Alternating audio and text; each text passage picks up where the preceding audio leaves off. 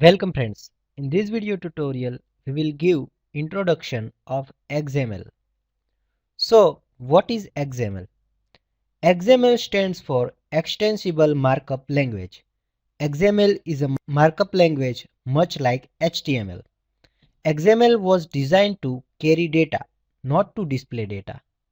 XML tags are not predefined. You must define your own tags.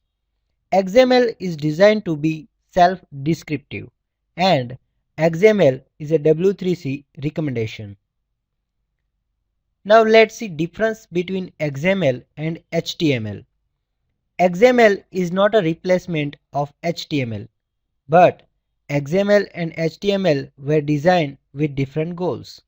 XML was designed to transport and store data with focus on what data is, and HTML was designed to display data with focus on how data looks. HTML is about displaying information, while XML is about carrying information. Now, XML is just a plain text. In XML, nothing is special. It is just plain text. Software that can handle plain text can also handle XML. However, XML-aware application can handle the XML tags specially. The functional meaning of tags depend on the nature of the application. You can create your own tags using XML.